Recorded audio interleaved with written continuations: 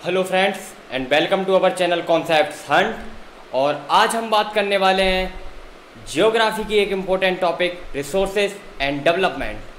हम लोग जियोग्राफी जो पढ़ेंगे उसका पढ़ने का पैटर्न क्या होगा, यहाँ पर हम लोग कुछ एग्जाम्पल्स लेंगे जो हमारे डेली लाइफ के हम लोग चीज़ें देखते रहते हैं। उससे क्या होगी, हमारी अंडरस्टैंडिंग बेटर बनेगी। एक्चुअली अगर हम जो हमारी सोशल स्टडीज़ आप पढ़ते हैं, अगर उसको आप फैक्ट के बेसिस पे ना पढ़कर कुछ कॉन्सेप्ट भी बनाते हुए पढ़ेंगे तो बहुत ही मज़ेदार होगा, चीज़ें सीखने में मज़ा आएगा। एक्चुअली अगर देखा जाए तो साइंस और जियोग्राफी या आप सोशल स्टडीज़ की बात करें, इनमें मेन अंतर क्या होता है।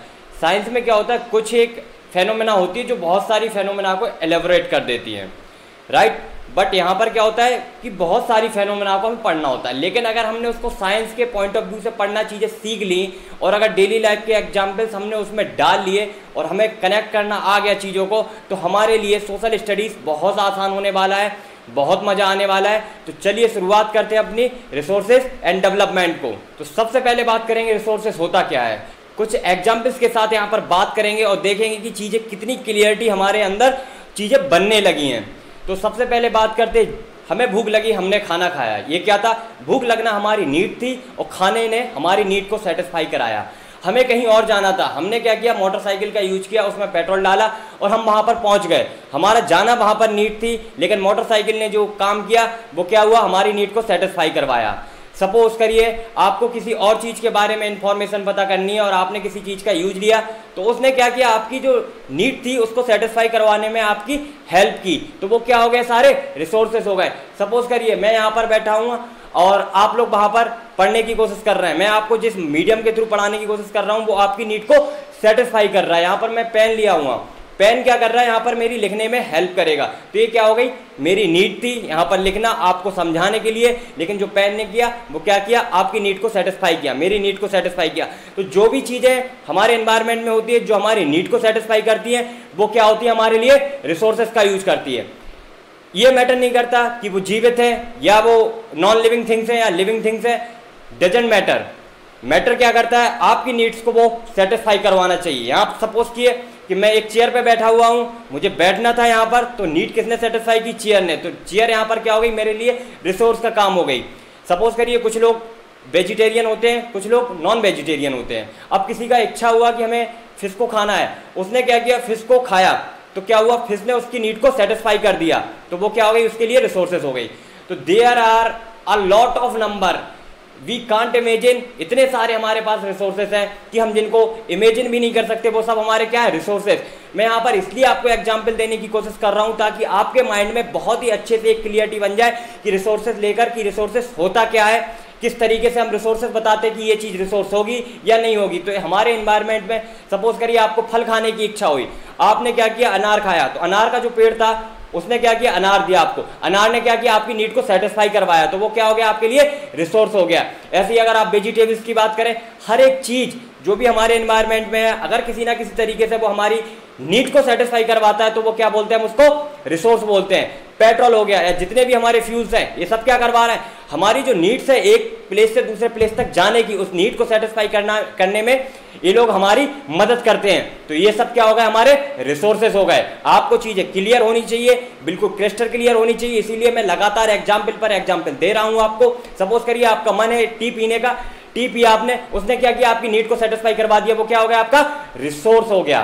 तो कोई भी ऐसी चीज हमारे एनवायरनमेंट में जो हमारी नीड को सेटिस्फाई करवा दे, वो क्या होगा, रिसोर्स होगा। देखिए यहाँ पर everything in our environment which can be used to satisfy our needs provided that. अब क्या हो गया कि इसमें क्या और चीजें होनी चाहिए ताकि जिससे हम उसको रिसोर्सेज बोल सके। इसको क्या होना चाहिए कि टेक्नोलॉजी एसेसेबल, मतलब कि हमने अगर पेड़ मान लो बहुत ऊंचा हो गया, वहां से हम फल को तोड़ना हमारे लिए इम्पॉसिबल हो गया, तो हम क्या करेंगे, हमारे पास कोई टेक्नोलॉजी होनी चाहिए जिससे हम उस तक रीच कर पाएं।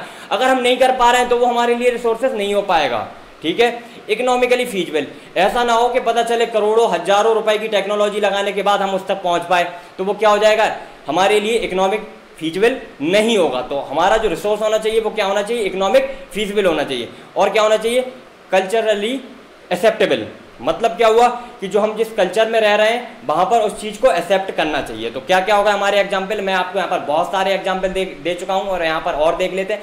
वाटर, क्या किया, हमें प्यास लगी, पानी पिया, क्या हो गया ये आपके लिए रिसोर्स। लैंड, आप उस पर क्या करते हैं, फसल उगाते हैं, घर बनाते हैं, जो भी आपकी नीड है उस टाइम पर, उस नीड के अकॉर्डिंग उस चीज ने आपका काम किया, तो वो क्या हो गया आपके लिए रिसोर्स हो गया। फॉरेस्ट हो गए, फॉरेस्ट में क्या है, बहुत सारे फल फ्रूट होते हैं, सारी चीज़ों का हम लोग यूज करते हैं। और क्या होगा, एनिमल्स, कुछ एनिमल्स होते हैं जिनसे कि हम मिल्क लेते हैं, कुछ एनिमल्स हो गए जिनसे हम कुछ और चीज़ें लेते हैं, कुछ एनिमल्स हो गए जिनको मान लो एग खाना है हमें, तो हम लोग क्या गए, चिकन खाते हैं ना हम लोग, या अंडे वगैरह खाना है तो हम लोग चीज़ें देख लेते हैं अपने हिसाब से। कुछ मिनरल्स भी होते हैं जो कि हमारे लिए काफ़ी यूजफुल होते हैं। तो यहाँ पर हम लोग क्या सीख चुके हैं, सबसे पहले एग्जाम्पल्स की झड़ी लगा देंगे आप रिसोर्सेज को लेकर, अगर आपको पूछा जाता है। उसके बाद क्या मेन पॉइंट याद रखना है आपको, कि जो भी हमारी नीड को सेटिस्फाई करेगा वो क्या हो जाएगा, हमारे लिए रिसोर्स हो जाएगा। और रिसोर्स जब हम डिफाइन कर रहे होंगे उस टाइम पर हम क्या ध्यान रखेंगे कि जो हमारा रिसोर्स होना चाहिए वो क्या होना चाहिए, इकोनॉमिकली फीजिबल होना चाहिए। और क्या होना चाहिए, हमारे रिसोर्स को कल्चरली एक्सेप्टेबल होना चाहिए। और क्या होना चाहिए, हमारे रिसोर्स को टेक्नोलॉजिकली एसेसिबल। ठीक है, इतनी बात आप लोगों को क्लियर हो चुकी। अब बात करते हैं कि चीज़ों का डेवलपमेंट कैसे होता है, कैसे चीज़ें आगे जाती है, कैसे चीज़ों में एडवांसमेंट होता है। ठीक है, तो अब हम बात करने वाले डेवलपमेंट के बारे में। अगर डेवलपमेंट, अगर आप आज की सिचुएशन से देखते हैं, बहुत सुनने को मिलता है विकास विकास विकास, उसी को हम लोग क्या बोलते हैं, डेवलपमेंट। ये विकास वर्ड का यूज कौन सबसे ज़्यादा करता है, हमारे माननीय प्रधानमंत्री जी। विकास करेंगे, हर जगह विकास की बात होती है, हमने ये कर दिया वो कर दिया, कुछ सारी चीज़ें इन्होंने की भी हैं, पर हम उस चीज़ में डिटेल में नहीं जाएंगे। पर हमने ये जान लेंगे कि आज की डेट में विकास कितना बड़ा मुद्दा है, जिसकी बेस पर पूरा इलेक्शन लड़ा जाता है। तो उस चीज़ को हमें समझने की ज़रूरत है। अगर किसी चीज़ का हम कंटिन्यूसली ग्रोथ करते हैं, उस चीज़ में एडवांसमेंट होता है, तो उसको हम लोग क्या बोलते हैं कि चीज़ वो डेवलप हो गई। हम लोग पुराने टाइम पर कैसे रहते थे, पहिए का आविष्कार हुआ पहले, पहिए का आविष्कार होने के बाद क्या हुआ, बैलगाड़ी बनी, बैलगाड़ी बनने के बाद क्या, साइकिल, साइकिल मोटरसाइकिल। तो चीज़ें किस तरीके से डेवलप होती जा रही हैं, एक अलग लेवल पर पहुंचती जा रही हैं। पहले हम लोग क्या देखते थे, पानी पीते थे, पानी कहीं पे मिल गया सीधा पी लिया। आज की डेट में हम लोग क्या देखते हैं, उस पानी की क्वालिटी को देखते हैं कि पानी कहीं खराब तो नहीं है, अगर खराब है तो उसको हम लोग क्या करेंगे, प्यूरिफाई करके उस पानी को हम लोग पिएंगे। ऐसी सारी चीज़ों में एडवांसमेंट हम लोगों को देखने को मिलता जा रहा है। पहले क्या होता था, कपड़े जो पहने जाते थे वो आप लोगों को पता ही होंगे कि जो पत्तियां होती थी और जंगलों में जो लोग रहते थे वो उस तरीके से अपने आप को मैनेज करते थे। पर आज की डेट में आप देख सकते हैं कि चीज़ें कितनी एडवांस होती जा रही हैं। और आप ये मानकर चलिए कि आगे की जो ईयर्स आने वाली है वहाँ पर बहुत ज़्यादा विकास होने वाला है। ठीक है, तो डेवलपमेंट क्या होता है, development is the gradual growth और फॉर्मेशन ऑफ समथिंग, कि मतलब कि जो चीज़ हमारे पास थी उसमें कुछ ना कुछ ग्रोथ हो जाए, कुछ नई चीज़ ऐसी बन जाए जो कि पहले से बहुत ज़्यादा अच्छी हो, तो हम लोग क्या बोलते हैं उसको, डेवलपमेंट। अब हम लोग फिर से लौट कर आते हैं वापस रिसोर्स के पास। रिसोर्स को किस तरीके से बांटा गया यहाँ पर देख सकते हैं हम लोग, नेचुरल और ह्यूमन। मतलब कि रिसोर्सेज बोला जाता है कि जो नेचर ने हमको दिए हैं, लेकिन एक्चुअली अगर देखा जाए नेचर ने तो हमको दे दिए, लेकिन ह्यूमन ने कहीं ना कहीं अपना माइंड को इस तरीके से ट्रेन किया है, अपने आप को इस तरीके से बनाया है कि हम जो भी चीज़ें हैं अवेलेबल उनको ईजिली हम लोग कैसे ग्रैस्प कर पाएँ। तो नेचुरल में आता है रिनोवेबल और नॉन रिनोवेबल। रिनोवेबल में आता है कंटिन्यूस और फिलो बायोलॉजिकल, और नॉन रिनोवेबल में आता है रिसाइकिल और नॉन रिसाइकिल। मतलब कि इन सबको हम लोग एक एक करके बहुत डिटेल में देखने वाले हैं, बहुत अच्छे से चीज़ों को समझेंगे, बहुत सारे एग्जाम्पल्स के साथ समझेंगे। और ह्यूमंस में भी आता है structures and institutions, quantity and quality. Institutions की बात करें जैसे कि स्कूल्स हो गए, आपको शिक्षा चाहिए, आपको नीड है शिक्षा की, शिक्षा मिल रही है वहाँ पर, ये सब डेवलप किसने किया, ह्यूमन ने। बात समझ आ रही है कि आप लोगों को। अब बात करते हैं हम लोग रिसोर्सेज को, और कुछ फॉर्म में इसको तोड़ा जाता है, किस तरीके से इसको और चीज़ों में बताया जाता है कि रिसोर्सेज के प्रकार क्या क्या हैं, कितने टाइप्स का होता है। तो बहुत सारी चीज़ों के बेसिस पर बांटा गया है, किस तरीके से चीज़ों के बेसिस पर बांटा गया है कि कुछ चीज़ें लिविंग होंगी, कुछ चीज़ें नॉन लिविंग होंगी, तो उनके बेसिस पर बांट दिया। कुछ रिसोर्सेज ऐसे होंगे जो अभी हैं, आगे चलकर हो सकता है ख़त्म हो जाए, ठीक है, रिनोवेबल वो नहीं है, तो उसके बेस पर भी बांटा गया है। और क्या होता है, कुछ चीज़ें होती है कि जैसे जो चीज़ मेरी है, मान के चलो मैं जिस इस पेन से पढ़ा रहा हूँ ये मेरा है, ठीक है, तो ये मेरा ही है, इस पर किसी का अधिकार नहीं है, तो उस अधिकार के बेस पर भी चीज़ों को बांटा जाता है। जैसे कि हमारी जो सरकार है, नदियाँ जो हैं उसके अंडर में आती हैं, उस पर हम अपना कब्जा नहीं बोल सकते कि ये नदी हमारी है, बात क्लियर है। तो उसके बेस पर भी चीज़ों को बांटा जाता है।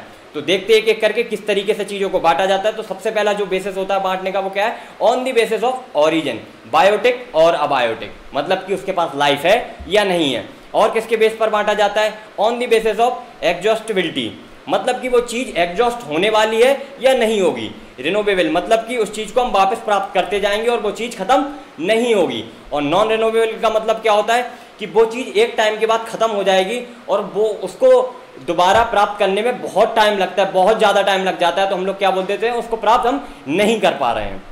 और किस तरीके से बांट सकते हैं, on the basis of ownership. Ownership का मतलब क्या हो गया कि इंडिविजुअल, वही आपसे बोला कि ये पेन मेरा है तो मेरा ही है, ये चश्मा मेरा है तो मेरा ही है, इस पर किसी और का अधिकार नहीं है। कम्युनिटी देखते हैं, आप किसी एक एरिया में रह रहे हो, वहाँ पर कोई एक पार्क है तो वो जितने लोग रह रहे हैं उन सभी क्या वो पार्क माना जाएगा। वहाँ पर पार्किंग स्लॉट है तो पार्किंग स्लॉट में वहाँ जितने भी कम्युनिटी है, वहाँ पर जो लोग रह रहे हैं, उनकी जो भी मोटरसाइकिल होगी, कार होंगे, उन सबको क्या है प्लेस करने के लिए एक एरिया दे दिया गया है। तो उस पर जितने कम्युनिटी के लोग रह रहे हैं उन्हीं का अधिकार है, बाकी और किसी का अधिकार नहीं होगा। और बात करें नेशनल, इस देश में की जो बाउंड्री है वहाँ पर किस तरीके से हमारा देश की सारी प्रॉपर्टीज है, तो उस पर क्या हो गया नेशनल। और इसके अलावा जो भी और चीज़ें हम बात करें, हम चंद्रमा हो गया, सूरज हो गया, इस पर किसी का थोड़ी ना, इस पर क्या सारे देशों का अधिकार है। ठीक है, तो ये चीज़ आप लोग क्लियर करते जाइए। और क्या किसके बेसिस पर हम लोग डिफाइन करते हैं, on the basis of status of development. वो रिसोर्स को निकालने के लिए कितना डेवलपमेंट हो चुका है, वो रिसोर्स आज की डेट में हम यूज कर पा रहे हैं कि नहीं कर पा रहे हैं, हमारी जो टेक्नोलॉजी है वो सुटेबल है कि नहीं है हमारे जो रिसोर्स है उसको यूज करने के लिए। तो इन सबको एक एक करके हम लोग डिटेल में देखते हैं। और सबसे पहले बात करते हैं on the basis of origin. तो इसके बेस पर किस किस तरीके से हम लोग डिफाइन करते हैं, सबसे पहले डिफाइन करते हैं बायोटिक रिसोर्सेज। बायोटिक रिसोर्सेज क्या होते हैं, these are obtained from biosphere and have life such as humans being, flora, fauna, fisheries and livestock. मतलब कि क्या हुआ, जो भी ऐसी चीज़ें, जो भी रिसोर्सेज जो कि जिंदा हों, मतलब कि जिनके पास लाइफ एग्जिस्ट करती हो। अगर हम देखें, हम अपने हिसाब से देखते हैं तो हमारे लिए जो रिसोर्सेज होंगे वो बाकी चीज़ें, पर एक्चुअली हम भी एक तरीके से रिसोर्सेज हैं। इस पृथ्वी पर हम भी एक रिसोर्स का काम करते हैं। तो ह्यूमन बीइंग किस में आता है, बायोटिक रिसोर्स में। तो ह्यूमन भी यहाँ पर क्या हो गया, एक बायोटिक रिसोर्स हो गया। उसके बाद हम लोग देखें यहाँ पर ये कौन है, हम ही लोग हैं, हो सकता है कोई और हो लेकिन एक ह्यूमन ही है। ठीक है, तो ये भी एक रिसोर्सेज है। उसके बाद बात करें अगर हम पेड़ पौधे या जो एनिमल्स हो गए, इनको फ्लोरा और फौना बोलते हैं। तो ये भी क्या है, एक तरीके से इनके पास लाइफ होती है, तो इसको क्या बोलते हैं, बायोटिक रिसोर्सेज। तो जो हमारे दूसरे प्रकार के रिसोर्सेज होते हैं वो कौन से होते हैं, abiotic resources. All those things which are composed of non-living things are called as abiotic resources। Examples पर आप देख सकते हैं, रॉक हो गया या मेटल्स हो गया। मतलब कि ऐसे रिसोर्सेज जिनमें लाइफ नहीं पाई जाती है, वो क्या हो गए, रॉक्स वगैरह हो गए, मेटल्स हो गए, और जो भी हम लोग फल फ्रूट खा रहे हैं, ये सब चीज़ें क्या हो गई हमारे लिए, अबायोटिक रिसोर्सेज। तो यहाँ पर ओरिजिन के बेस पर दो तरीके से हम लोगों ने डिवाइड कर लिया category, biotic and second one is abiotic.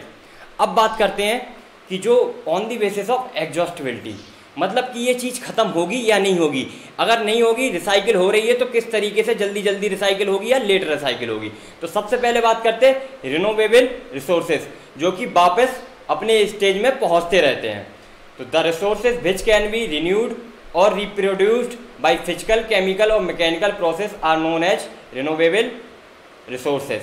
मतलब क्या हुआ कि अगर हम फिजिकल, केमिकल या मैकेनिकल किसी भी प्रोसेस के थ्रू अगर इनको हम रिकवर कर लेते हैं तो उनको क्या बोलते हैं, रिनोवेबल रिसोर्सेज। इसके एग्जाम्पल क्या हो गए, solar, wind energy, water, forest, wild life. यहाँ पर आप देख सकते हैं फॉरेस्ट है, तो यहाँ पर आप अगर कुछ पेड़ अगर आप उगाना चाहते हैं, वहाँ पर आप डाल दीजिए उनके बीज वगैरह, तो वो ग्रो कर जाएंगे वहाँ पर। उसके बाद अगर हम बात करें, यहाँ ये रिवर फ्लो हो रही है, जो हमारा वाटर है वो भी रिकवर होता रहता है। इसी का on the basis of exhaustibility का सेकेंड टाइप क्या होता है, नॉन रिनोवेबल रिसोर्सेज। दीज अगर over a very long geological time, मतलब कि इन्हें बहुत ज़्यादा टाइम लगता है। और क्या होता है, दे में एग्जॉस्ट ऑन एक्सेसिव यूज, मतलब कि अगर इनका हमने ज़्यादा यूज कर लिया ना एक बार, तो ये क्या हो जाएंगे, ख़त्म हो जाएंगे। बात समझ आ रही है कि मतलब एक तो इनको दोबारा वापस लाने में लगता है बहुत ज़्यादा टाइम।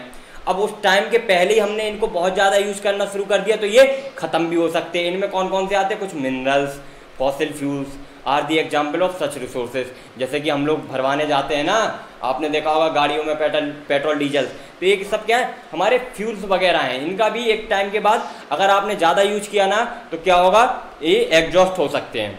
उसके बाद अगला टाइप देखते क्या होता है, on the basis of ownership, मतलब कि उस रिसोर्स पर किसका, मतलब बोलते हैं ना, अधिकार है उस रिसोर्स पर, मतलब कि जो रिसोर्स है उसको यूज कौन करेगा। तो उसके बेस पर सबसे पहला कौन सा आता है, इंडिविजुअल रिसोर्स, मतलब कि इंडिविजुअल मतलब कि जो एक आदमी है उसका उस पर अधिकार होगा उस चीज पर। These are also owned privately by individuals, मतलब कि कुछ लोगों के द्वारा इन पर अधिकार किया जाता है, इन पर राज किया जाता है। ठीक है, इसमें क्या होगा, लैंड बाय फार्मर। अब किसी एक किसान का खेत है तो उसी का खेत होगा ना, ऐसा थोड़ी ना कि जिसका मन हुआ आज हमें सब्जी उगानी है हम उगा लाएंगे और जिसको खानी है वो जाके खा ले। फिर भाई कोई मेहनत क्यों करेगा, वो कहेगा कि जब मन होगा किसी के भी खेत में जाएंगे हम चले जाएंगे वहां पर। और क्या हो गया, कार हो गया, मोबाइल फोन हो गया, ये सब क्या है, ये देख भी सकते हैं। अब भाई बोलते हैं ना कि ये गाड़ी किसकी है, हमारी है, इसका यूज कौन करेगा, हम करेंगे और किसी के लिए नहीं है। मोबाइल फोन होता है ना, तो मोबाइल जिसका होगा कौन यूज करेगा, वही यूज करेगा। तो ये क्या होगा, इंडिविजुअल रिसोर्सेस हो गए। उसके बाद बात करते हैं हम लोग कम्युनिटी ओन्ड रिसोर्सेस, मतलब कि जिस पर अधिकार किसका होगा, एक कम्युनिटी का होगा। कम्युनिटी में बोले तो उस कम्युनिटी में जो लोग रह रहे हैं उनका अधिकार होगा।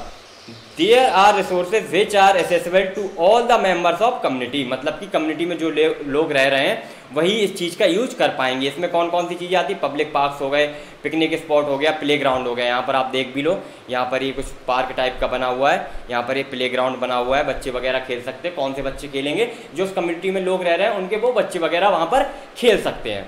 इसी में अगला टाइप क्या होता है, नेशनल रिसोर्सेज, मतलब कि जिस पर किसी एक देश का अधिकार हो। इसमें कौन कौन से आते हैं, resources which are in the political boundary. ठीक है, पॉलिटिकल बाउंड्री।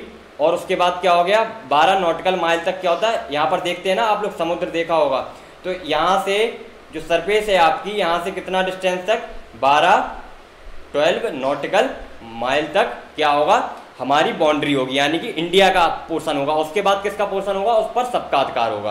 तो इसमें क्या होगा, ट्रेन, लेक्स, रोड।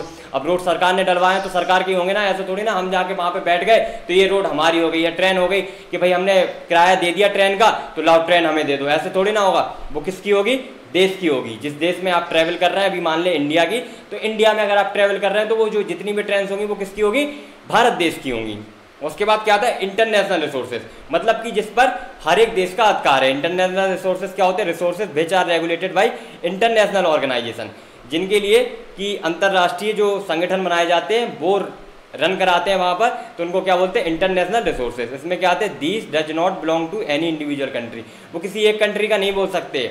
उसमें क्या आते हैं, चंद्रमा हो गया हमारा, सूरज हो गया, मंगल ग्रह हो गया, मार्स, ओशियन, तो ये सब क्या है, इंटरनेशनल रिसोर्सेज हैं। अब बात करते हैं कि on the basis of development के बेस पर किस तरीके से चीज़ों को बांटा जाता है, मतलब रिसोर्स जो है हमारा वो कितना डेवलप्ड है और उसको हम डेवलप करने के लिए क्या क्या प्रयास कर रहे हैं, उसको हम फ्यूचर में बचाना चाहते हैं या अभी यूज करना चाहते हैं, उसके बेस पर हम लोग क्या करते हैं, on the basis of development पे इसको डिवाइड करते हैं। तो सबसे पहला क्या है, पोटेंशियल रिसोर्सेज। क्या होता है ये, resources which are found in a region which have potential to satisfy human needs, मतलब कि एक ऐसे एरिया में वो रिसोर्स पाया जाए जहां पर सेटिस्फाई वो ह्यूमन नीड्स को कर सकता है। पर प्रॉब्लम क्या है, but their utilisation has not been started, मतलब कि उसका यूज करना अभी तक स्टार्ट नहीं किया गया। क्यों नहीं किया गया, बिकॉज टेक्नोलॉजी इज एक्सपेंसिव, मतलब जो उस रिसोर्स को निकालने के लिए टेक्नोलॉजी लग रही है वो क्या है, बहुत महंगी है। आपसे क्या बोला था, रिसोर्स जब हमने पहली डेफिनेशन पढ़ी थी तो वहां पर एक 3 इंपॉर्टेंट पॉइंट आए थे, उसमें से एक इंपॉर्टेंट पॉइंट क्या था कि टेक्नोलॉजी एसेसिबल होनी चाहिए और जो हमारा रिसोर्स होना चाहिए इकोनॉमिकली फीजिबल होना चाहिए, मतलब कि ज़्यादा महंगा नहीं पड़ना चाहिए। यहाँ पर क्या हो रहा है, जो हमारी टेक्नोलॉजी लग रही है वो बहुत ज़्यादा महंगी पड़ रही है। अगर हम बात करें तो गुजरात, राजस्थान में क्या है, बहुत ज़्यादा पोटेंशियल है सोलर और विंड एनर्जी को प्रोड्यूस करने का, पर अभी तक हम लोग उतना ज़्यादा उसमें क्यों नहीं आगे लेवल तक बढ़ पाए, क्योंकि वहाँ पर हमारा खर्चा बहुत ज़्यादा हो रहा है। उसके बाद अगला टाइप क्या आता है, डेवलप्ड रिसोर्सेज, मतलब कि जो डेवलप्ड हो चुके हैं। Resources which are surveyed and their quality and quantity have been determined for utilisation, इन रिसोर्सेज की क्वालिटी और क्वांटिटी को सर्वेइंग के द्वारा चीज़ों को ऑब्जर्व करके हमने वहाँ पर जस्टिफाई कर लिया कि कितना रिसोर्सेज है और उसको करंट में हम लोग यूज कर रहे हैं। They are currently use by humans, मतलब हमारे द्वारा ये यूज किया जा रहा है। तीसरे टाइप का प्रकार कौन सा होता है, स्टॉक्स, मतलब कि materials in the environment which have the potential to satisfy human needs, ऐसे रिसोर्सेज जिनके पास पोटेंशियल है कि वो ह्यूमन नीड्स को सेटिस्फाई कर सकें। पर क्या हो रहा है, but human beings do not have the appropriate technology to access them. Potential वाले में क्या था, टेक्नोलॉजी थी पर टेक्नोलॉजी क्या हो रही थी, महंगी हो रही थी। यहाँ पर क्या हमारे पास टेक्नोलॉजी नहीं है, ठीक है। For example water is a compound of 2 inflammable gases, hydrogen and oxygen, which can be used as a rich source of energy. ठीक है, स्टॉक समझ आ गया हम लोगों को। उसके बाद बात करते हैं रिजर्व रिसोर्सेज क्या होते हैं। तो ऐसे resources which can be utilise with the help of existing technology, मतलब कि जो अभी टेक्नोलॉजी है उसके द्वारा हम इसको यूज कर सकते हैं, बट हो क्या रहा है, are kept for future requirement, हमने फ्यूचर के लिए इनको बचा के रखा है। अगर एग्जाम्पल की बात करें तो river water can be used for generating hydro electric power plant. ठीक है, पर हम लोग इतना ज़्यादा अभी उस पर फोकस नहीं कर रहे हैं और ये लिमिटेड एक्सटेंट तक यूज ही किया जा रहा है। अगर बात करें पेट्रोल और डीजल, हमारा जो ईंधन है हमें बचा के रखना है, कल को अगर वॉर हो गया, वॉर सिचुएशन आ गई तो वहां पर हमें बहुत सारा ईंधन की जरूरत पड़ेगी, तो वो क्या हम रिजर्व करके रख रहे हैं, किसके लिए, कि फ्यूचर में हम उसको यूज कर पाएं। ऐसा नहीं है कि हम उसको यूज अभी नहीं कर सकते, कर सकते हैं, पर हम फ्यूचर की चीज़ों को सोचकर देख रहे हैं। तो क्या करना है हमें, जब भी हम चीज़ों को पढ़ेंगे तो हम एग्जाम्पल्स जरूर लेते जाएंगे, चीज़ें अच्छे से क्लियर करते जाएंगे एक एक चीज़ को। अब हम बात करते हैं कुछ जो रिसोर्सेस है उनका डेवलपमेंट कैसे होता है, डेवलपमेंट करने की क्यों जरूरत पड़ती है। तो कुछ चीज़ें हम देखते हैं यहाँ पर। रिसोर्सेज क्या बोले जाते हैं, resources are free gifts of nature. Actually कुछ रिसोर्सेज को ह्यूमन ने भी अपने ब्रेन को ट्रेन करके किया है, पर जनरली जो हम देखते हैं वो क्या है, नेचर में पाए जाते हैं, तो हम लोग क्या बोलते हैं कि नेचर के फ्री गिफ्ट हमारे लिए। अब हो क्या रहा है, समस्या क्या आ रही, but accumulation of resources are in few hand, मतलब कि कुछ बड़े हाथ हैं, जैसे बोलते हैं ना कि जो बड़ा आदमी है वो बड़ा होता जा रहा है, जो गरीब है वो गरीब होता जा रहा है। ऐसी रिसोर्सेज क्या है, कुछ कम लिमिटेड हाथों में है, तो वो क्या कर रहे हैं, अपने मन से उन चीज़ों को कर रहे हैं। उसके बाद क्या हो रहा है, इसीलिए हमें क्या करना पड़ रहा है, रिसोर्स प्लानिंग करने की बहुत ज़्यादा ज़रूरत पड़ रही है, ताकि हम क्या कर सकें, essential for sustainable existence of form of life. ठीक है, उसके बाद क्या है, depletion of resources satisfy the greed of few individuals, मतलब कि कुछ लोग हैं जिनका लालच है कि हम ज़्यादा से ज़्यादा कमाई करें, ज़्यादा से ज़्यादा चीज़ें हमें मिल जाएं, तो वो क्या कर रहे हैं, अपनी लालच को सेटिस्फाई करने के लिए रिसोर्सेज को बहुत ज़्यादा डिप्लीट कर रहे हैं। तो और क्या हो रहा है, और इसकी वजह से जब ज़्यादा हम लोग यूज करेंगे तो वहाँ पर क्या होगा, ग्लोबल वार्मिंग होगी। बोल रहे हैं ना, टेम्परेचर जो अर्थ का टेम्परेचर है पर ईयर राइज करता जा रहा है। ठीक है, उसको भी हम लोग डिटेल में बात करेंगे आगे। और उसके बाद क्या बोला जा रहा है कि sustainable existence is a component of sustainable development. अब बात यहाँ पर क्या आती है, सस्टेनेबल डेवलपमेंट क्या होता है। अभी आपको ये समझ में आ गया, रिसोर्स जब हम ज़्यादा यूज करेंगे तो एक टाइम के बाद वो खत्म होंगे, तो खत्म होने से बचाने के लिए हमें क्या करनी होगी, प्लानिंग करनी होगी। प्लानिंग किस तरीके से होनी चाहिए कि हम प्रॉपर यूज भी करें उस चीज़ का और वो खत्म भी ना हो, तो उसको क्या बोलते हैं, सस्टेनेबल डेवलपमेंट। अब देखते हैं यहाँ पर सस्टेनेबल डेवलपमेंट क्या होता है। यहाँ पर देखिए कितना हरा भरा हमारी जो पूरा पृथ्वी है ना, कितनी अच्छी लग रही है, हरी भरी, पूरे चारों तरफ वाटर फ्लो हो रहा है। तो अगर हमने सस्टेनेबल डेवलपमेंट किया चीज़ों का तो कुछ इस तरीके से ही चीज़ें देखने को मिलेंगी। पर एक्चुअली हम लोग बोलते हैं ना कि आजकल क्या हो गया कि रिसोर्सेज यूज करने के लिए हम लोग बोलते हैं ये तो हमारे बाप का माल है। अरे बाप का माल है, किसी दिन जब ज़्यादा यूज करोगे तो जो आपके पिताजी हैं ना उनके पास चीज़ें कम होंगी ना, रिसोर्सेज कम होंगे ना, ये बाप का माल नहीं है। कुछ ऐसे रिसोर्सेज है जिनको हम वापस प्राप्त नहीं कर सकते, तो वो अगर आप ज़्यादा यूज करेंगे तो जो आपका बाप है ना वो भी कंगाल होता जाएगा। तो अगर कंगाल होने से बचाना है तो क्या करना होगा, हमें तरीके से यूज करना होगा। ये नहीं बोला जा रहा है कि आप यूज बिल्कुल मत करिए, आप यूज करिए, आपकी यूज करने के लिए बना है, पर इस तरीके से यूज करिए ताकि हमारी फ्यूचर जनरेशन को भी ये बचा रहे, वो आपको कहीं बैठकर कोसे ना कि इन्होंने इतना ज़्यादा यूज कर लिया कि हमारे लिए नहीं बचा। तो जब भी चीज़ों को इस तरीके से डेवलप किया जाता है एक प्लानिंग के थ्रू कि जो हमारी नीड्स है वो भी सेटिस्फाई हो जाए और आगे फ्यूचर में जो आने वाली हमारी जनरेशन है उनकी भी नीड को सेटिस्फाई करता रहे, तो उसको क्या बोलते हैं हम लोग, सस्टेनेबल डेवलपमेंट। अब रिसोर्स की प्लानिंग किस तरीके से की जाती है, अभी तक हमने बात कर ली कि जो हमें रिसोर्स है उनको प्लान करते हुए इस तरीके से प्लान करना होगा कि चीज़ें फ्यूचर के लिए भी बचा के रखें। तो यहाँ पर बात करते हैं, देखिए कैसे करते हैं। सबसे पहला स्टेप क्या लेते हैं, identification of resources across the region of country, मतलब कि पूरे देश में हम लोग पहले रिसोर्सेज को आइडेंटिफाई करते हैं कि कहाँ पर किस एरिया में कौन सा रिसोर्स है, कहाँ पर मिनरल्स ज़्यादा हैं, कहाँ पर और किस चीज़ की खदान है, कहाँ पर फ्यूज वगैरह मिल सकता है, इनको पहले आइडेंटिफाई करते हैं। इट इन्वॉल्व्स, अब आइडेंटिफाई करते टाइम उस चीज़ में क्या लगती है, सर्वेइंग भी करना पड़ता है, हमें चीज़ों को सर्वे करना पड़ता है, यहाँ से वहाँ, वहाँ से वहाँ जाके हर चीज़ की कलेक्शन करना पड़ता है। और क्या करते हैं, उसके बाद मैपिंग करते हैं, उसके बाद क्वालिटी उसकी मीजर की जाती है और क्वांटिटी कि कितनी ज़्यादा क्वांटिटी है, ये कितने लोगों की नीड को सेटिस्फाई कर सकता है, एस्टिमेशन करते हैं। उसके बाद क्या है, मेजरमेंट करते हैं कि रिसोर्सेज कितना है। ये हो गया हमारा पहला स्टेप कि हम आइडेंटिफाई करेंगे रिसोर्सेज को, और आइडेंटिफाई करते टाइम हमें क्या क्या लगेगा, हमें सर्वेइंग करनी पड़ेगी, हमें उसकी क्वालिटी भी मीजर करनी पड़ेगी, क्वांटिटी भी मीजर करनी पड़ेगी। अब जब हमने एक बार आइडेंटिफाई कर लिया, उसके बाद हम क्या करेंगे, अब हम एक प्लान करेंगे एक स्ट्रक्चर का। कैसे? Planning a structure with appropriate technology, एक सुटेबल टेक्नोलॉजी जो कि वहाँ के लिए सही हो, skill and institutional setup for implementing resource development plans. एक रिसोर्स डेवलपमेंट प्लान बनाया जाएगा, उसके लिए हम किस तरीके से टेक्नोलॉजी यूज करें सारा उस प्लानिंग में हम लोग दिखाएंगे। उसके बाद क्या करेंगे, अब तीसरा जो स्टेप होगा वो भी काफ़ी इंपॉर्टेंट स्टेप है, matching the resource development plan with overall development plan. मतलब कि जो हमने रिसोर्स डेवलपमेंट प्लान तो बना लिया, उसको हम लोग मैच कराने की कोशिश करेंगे जो हमारा एक्चुअल ओवरऑल डेवलपमेंट प्लान चल रहा है, तो उस तरीके से मैच कर रही हैं, ये चीज़ें नहीं कर रही हैं। तो इस तरीके से हम लोग किसी भी रिसोर्स को प्लानिंग करते हैं उसकी। लैंड क्या है, एक बहुत ही बड़ा रिसोर्स है। अगर आज हम बात करें पूरे विश्व में बात करें, मेनली अगर इंडिया की भी बात करें, तो यहाँ पर क्या है, बहुत सारे फार्मर्स हैं, वो खेती कहाँ पर करते हैं, लैंड पर। तो एक लैंड हमारे लिए क्या हो गया, रिसोर्स हो गया, जो हमारे लिए ज़मीन है, तो वहाँ पर क्या है, खेती हम लोग कर सकते हैं। वहाँ से जो खेती होती है, वहाँ जो पैदावारी हो रही है, उसको हम लोग कहीं ना कहीं यूज करते हैं, खाते हैं, उससे हमारी ज़िंदगी चलती है। तो जो लैंड होता है वो कुछ इस तरीके से डिवाइडेड होता है। 43% जो एरिया है वो प्लेन्स है, उसके बाद हमारा जो माउंटेन्स है वो 30% के समथिंग है, और जो प्लेट्यूज है वो कितना है, 27%। तो हम लोग बात करते हैं लैंड की। यहाँ पर कुछ फीचर्स दिए गए हैं लैंड के, किस तरीके से चीज़ें होती हैं वो देखते हैं जरा। Land is a natural resource of utmost importance, मतलब कि एक नेचुरल रिसोर्सेस है और इसकी इम्पोर्टेंस क्या है, बहुत ज़्यादा इम्पोर्टेंट है। आप समझ ही सकते हैं, एक बार आप जरा चेहरे को अपने घुमा कर देखिए, आसपास भी अगर आप देखेंगे ना तो आपको समझ आ जाएगा कि लैंड की कितनी ज़्यादा ज़रूरत है। It supports natural vegetation, wild life, human life, economic activities, transport, communication systems. मतलब कि आप सब्जियों की बात करें, आप अपनी लाइफ की बात करें, तो आप भी पृथ्वी पे ही सपोर्ट करते हैं, आप भी ज़मीन पे सपोर्ट करते हैं। आपने जो घर बना रखा है वो भी सपोर्ट कहाँ पर है, ज़मीन पर ही। ट्रांसपोर्ट की अगर आप बात करें, जो रेल की पटरियां बिछा रहे हैं आप, रोड बिछा रहे हैं, वो किस पर, ज़मीन पर बिछा रहे हैं। कम्युनिकेशन सिस्टम की बात करें तो वो भी किस पर लगाते हैं, आप लैंड पर ही बेस करते हैं। तो क्या हो गया, about 43% of land area is plain which provides facility for agriculture and industry.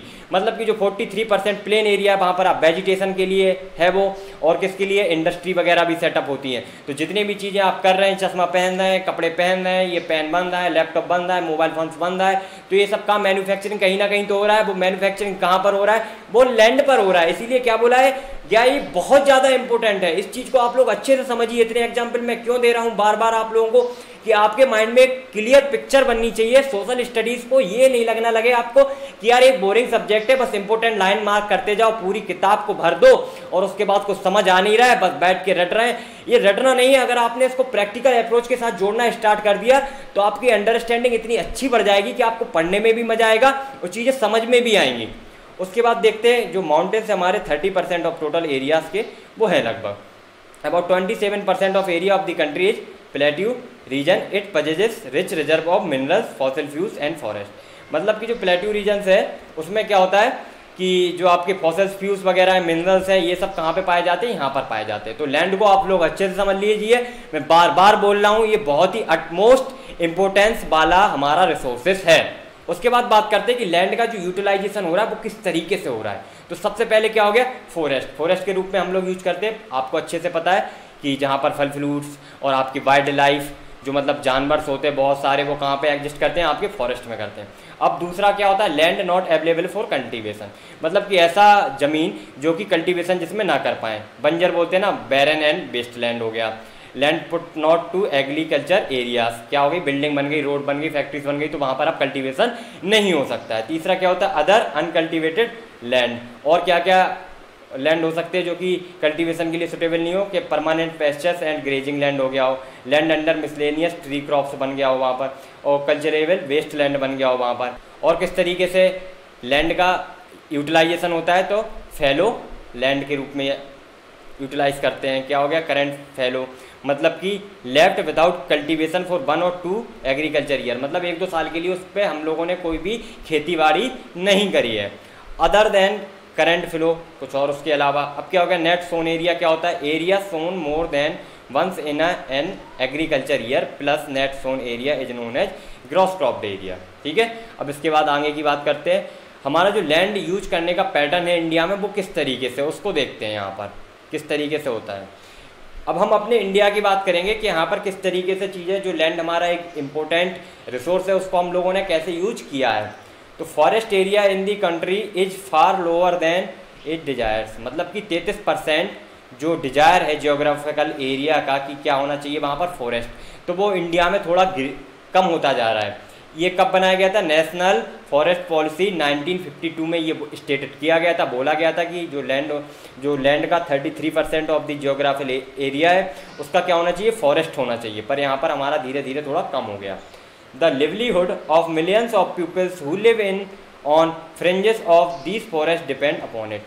ठीक है, it was considered essential for maintenance of ecological balance, मतलब कि जो यूज है, पैटर्न है लैंड की यूज करने का, अगर वो सही से बैलेंस किया जाए तो हमारा इकोलॉजिकल बैलेंस सही होगा। A part of land is termed as waste land and land put to other non agricultural uses, मतलब कि जिसमें एग्रीकल्चर यूज नहीं हो रहा है तो उसको हम लोग क्या बोलते थे? Waste land. Waste land includes rocky, arid and desert area and land put to other non agriculture uses, settlement, road, rail, ये सब क्या है? ये आपको तरीके बता रहा है कि किस तरीके से लैंड का हम लोग डिवाइड करते हैं। Continuous use of land over a long period of time without taking appropriate measures to conserve and manage it, it has result in land degradation, मतलब कि अगर हमने किसी एक चीज़ का किसी लैंड पर किसी बिना कोई प्रॉपर मीजरमेंट के, बिना कोई अप्रोप्रिएट मीजर्स लिए, बिना उसकी देखभाल करते हुए हम लोग उसको बराबर यूज करते जा रहे हैं, तो होगा क्या? एक टाइम के बाद चीज़ें डिग्रेड होती हैं। कैसे होती है? अगर आप मोबाइल फ़ोन्स का बार बार यूज कर रहे हैं, कुछ चीज़ उसमें दिक्कत आ रही है पर आप उस पर ध्यान नहीं दे रहे हैं, तो एक टाइम के बाद मोबाइल की जो बैटरी होगी या मोबाइल का जो साउंड होगा या मोबाइल की जो स्क्रीन होगी वो क्या होती जाएगी? डिग्रेड हो जाएगी। अब सपोज करिए आप कार चला रहे हैं, तो कार चलाते चलाते अगर कोई चीज़ वहाँ पर दिक्कत देती है तो आपको तुरंत के तुरंत उसका मीजर्स लेने पड़ते हैं कि इस चीज़ को हम ऐसे मीजर्स करेंगे। जब आप कार चलाना सीखते हैं तो वहाँ पर आपको कुछ चीज़ें बताई जाती हैं कि आप किस तरीके से आपको कार ड्राइव करनी है, आपको किन किन चीज़ों का ध्यान रखना है, कौन कौन से मेजर्स लेने हैं, तो आप उस टाइम पे तो ले लेते हैं, पर जब बात आती है लैंड की तो आपको क्या लगता है? अरे यार चलो ठीक है, जो चल रहा है चलने दो। पर अगर आप वहाँ पर भी सही से बैलेंस लेंगे तो लैंड का डिग्रेडेशन नहीं होगा।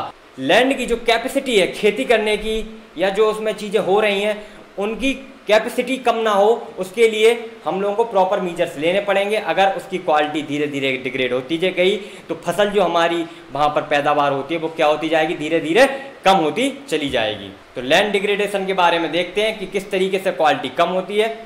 The decrease in the quality of land due to human and natural activities which makes it unfit for cultivation is known as degradation, मतलब कि हम लोग अब जैसे ह्यूमन कैसे लैंड को डिग्रेड कर सकता है? आपने ज़्यादा से ज़्यादा वहाँ पर खाद यूज की, ठीक है, आपने ज़्यादा से ज़्यादा वहाँ कीटनाशक डाले, तो होगा क्या? एक टाइम के बाद लैंड की जो प्रॉपर्टीज़ हैं वहाँ पर जो आपने खाद डाली, जो यूरिया वगैरह के यूज करते जनरली आपने डाली, वो वहाँ पर रह जाएगी।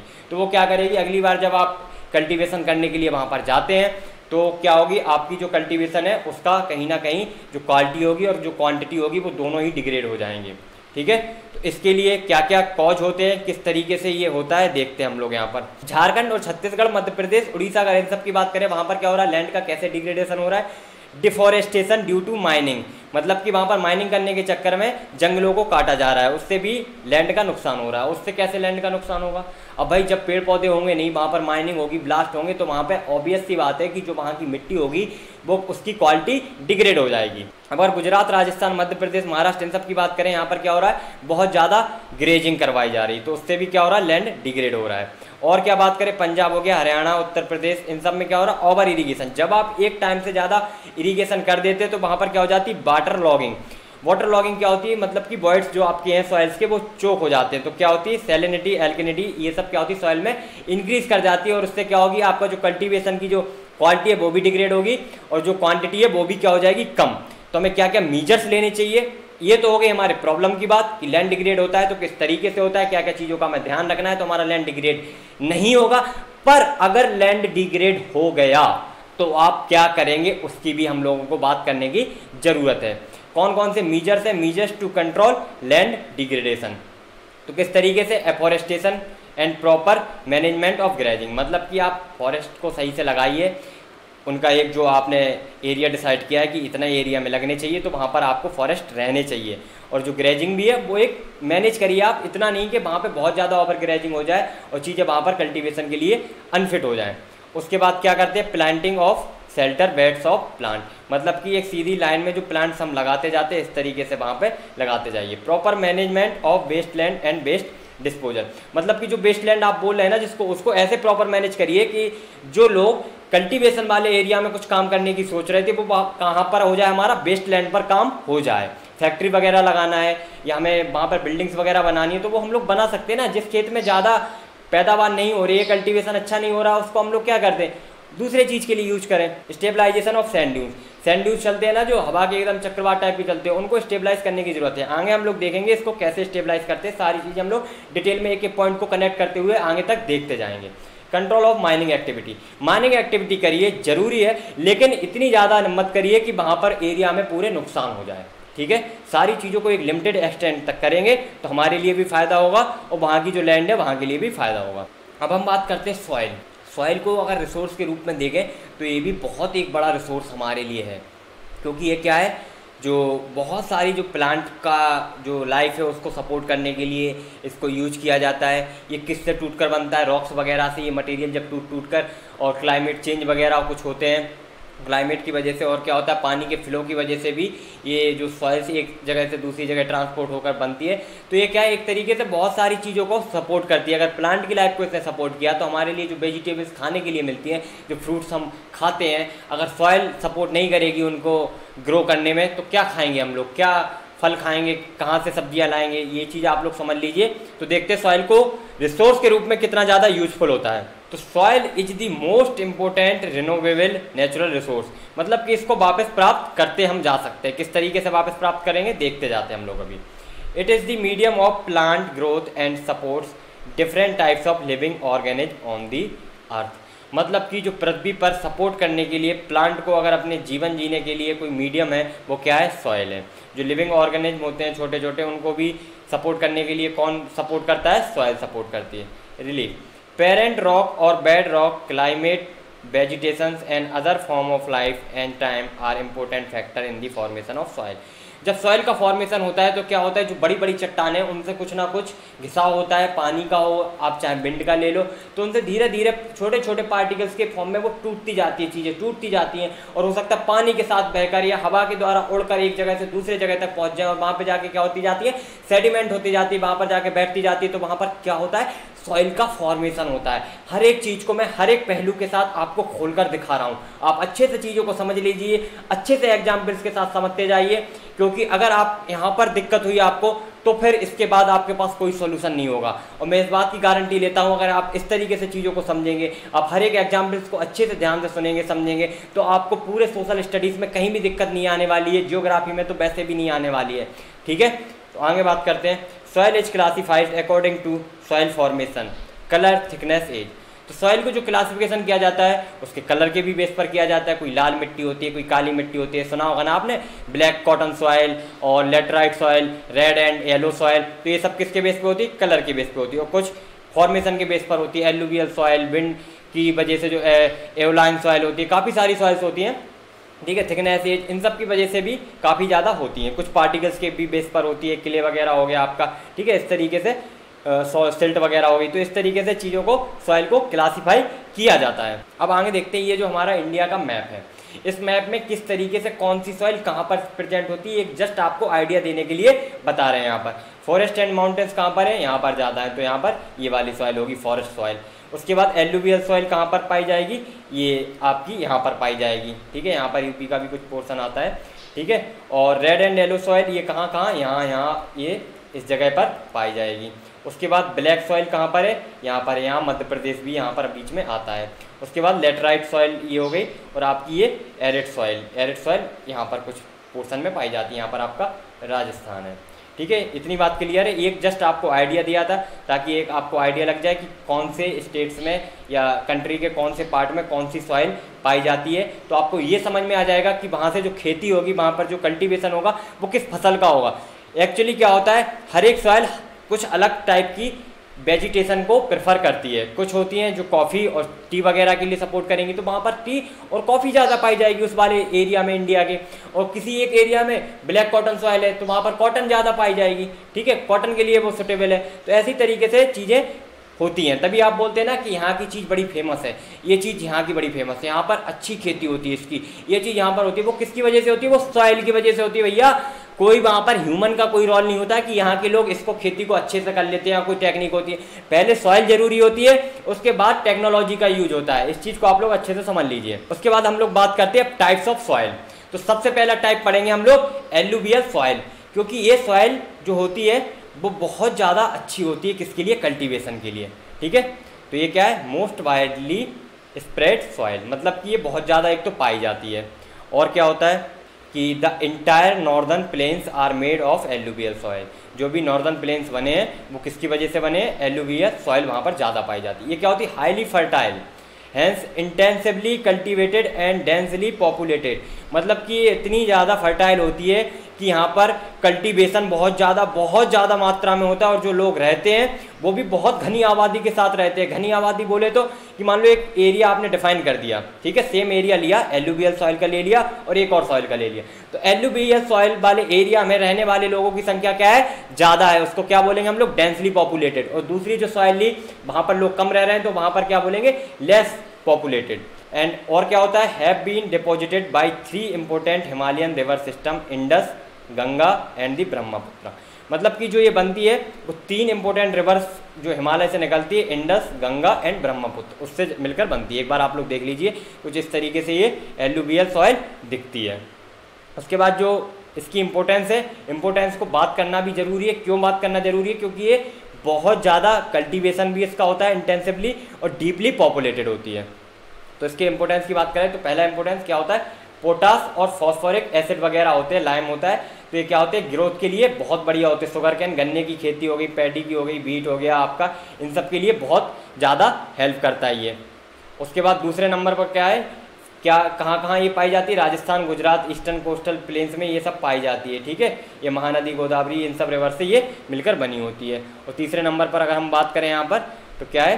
Course soil are more common in piedmont plains such as Duars, Chos and Terais, ठीक है। ये कुछ एक डाटा है, आपको जो डाटा दिया गया है तो वो भी आप लोग एक बार देख लीजिए।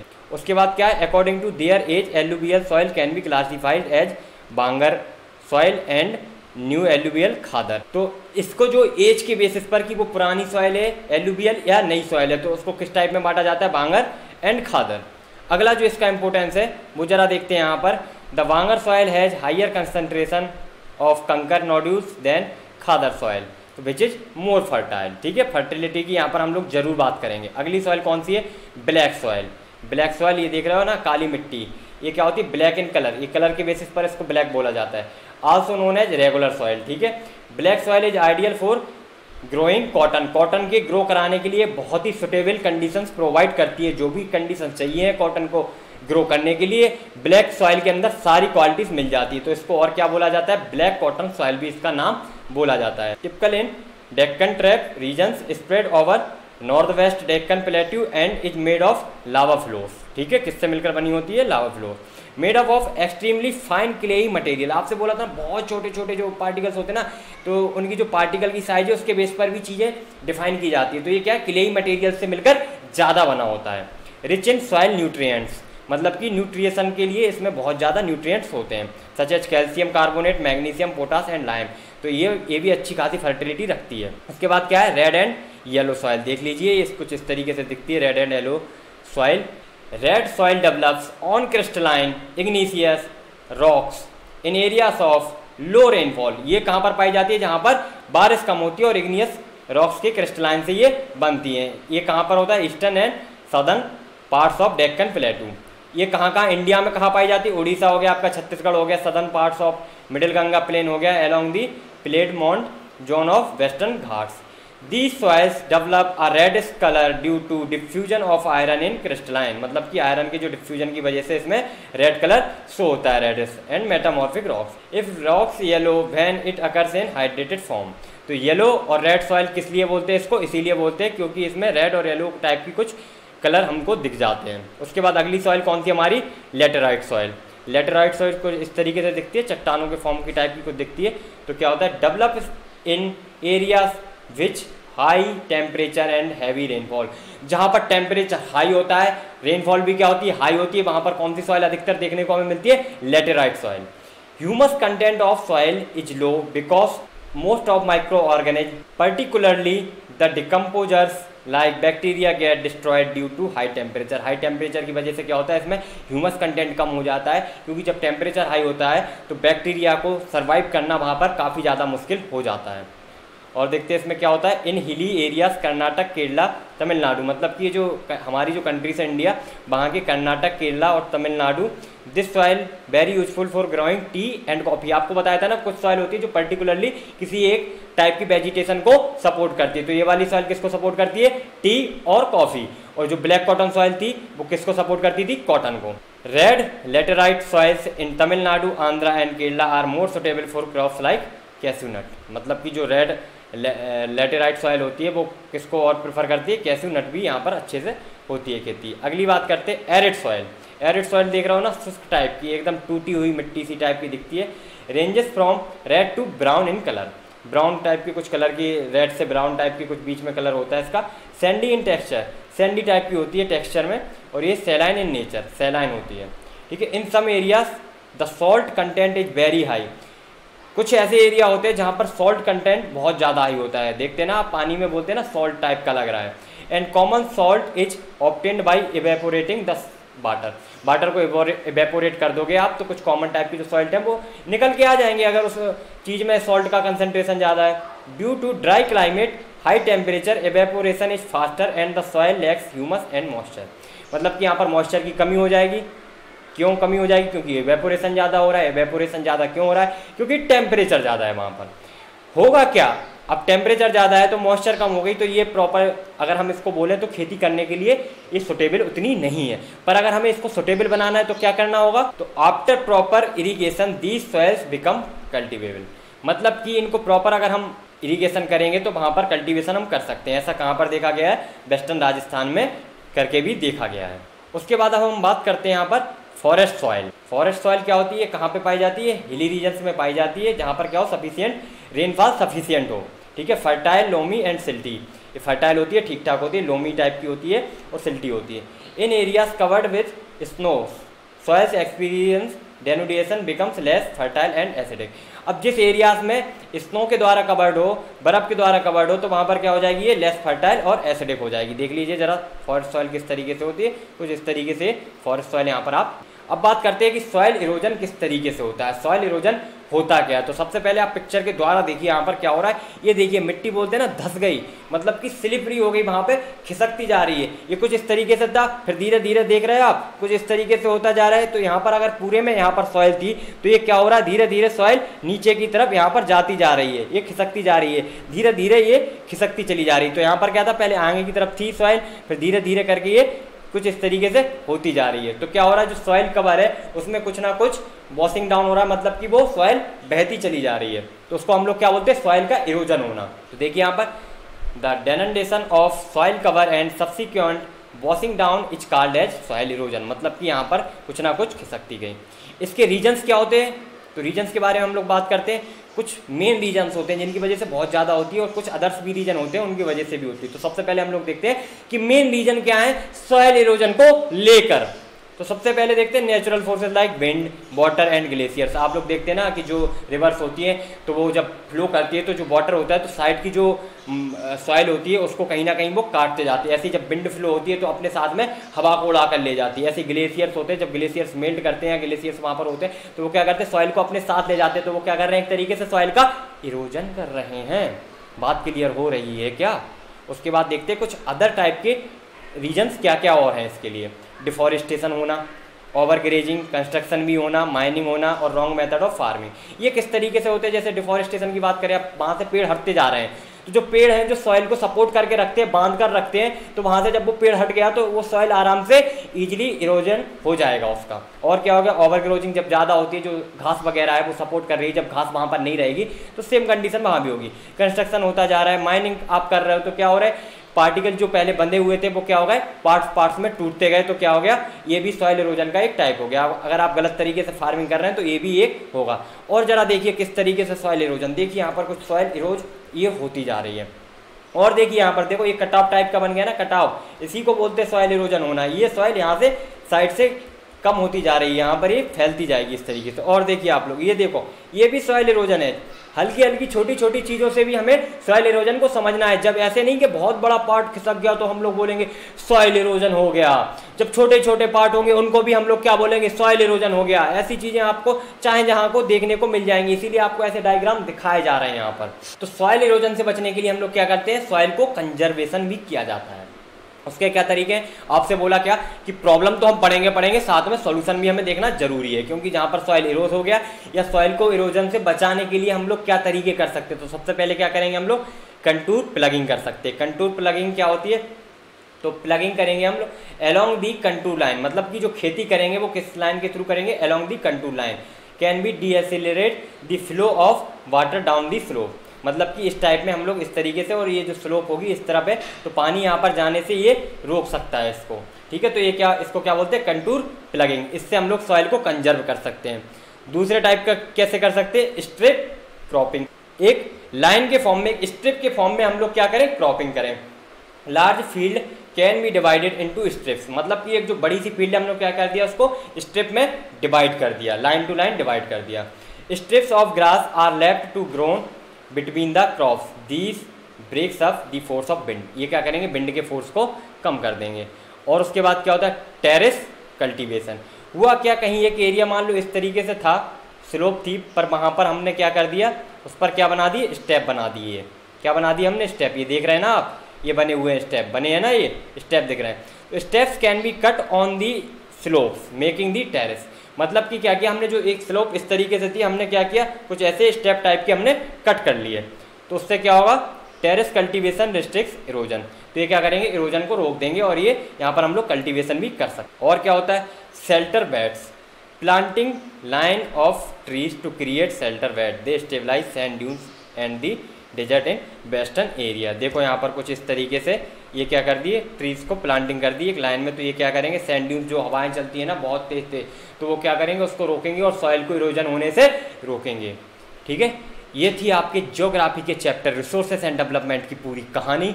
मैंने आपको एक एक पार्ट को बहुत अच्छे से समझा दिया है, एक एक डिटेलिंग कर दी है हर एक चीज़ की। आई होप आपको एक एक पॉइंट क्लियर हुआ होगा, आपको एक एक चीज़ समझ आ रही है। तो आपको पढ़ने का तरीका क्या रखना है, आप वीडियो को पूरा देखिए, उससे जो नोट्स आपको समझ में आते हैं उसको बनाइए, और आप एनसीईआरटी के क्वेश्चंस भी करने के लिए आप तैयार हो चुके हैं। आपके सारे कॉन्सेप्ट अच्छे से बन चुके हैं, सारी लाइंस का मतलब आपको समझ में आ गया है, जितनी ज़रूरत थी वहाँ पर आप लोग चीज़ें अच्छे से समझ चुके हैं। तो आई होप आपके सारे डाउट्स क्लियर हो चुके होंगे। अगर आपको वीडियो अच्छी लगी हो तो लाइक करना, अपने फ्रेंड्स के साथ शेयर कर देना, और अगर इस चैनल पर नए हैं तो हमारे चैनल को सब्सक्राइब कर दीजिए और बेल आइकन जरूर प्रेस कर दीजिए, ताकि हमारे जो लेटेस्ट ऐसी इन्फॉर्मेटिव वीडियो आती रहें और वो आप तक सबसे पहले पहुंच जाएं। थैंक यू गाइस, मिलते हैं अगली वीडियो में अगले टॉपिक के साथ।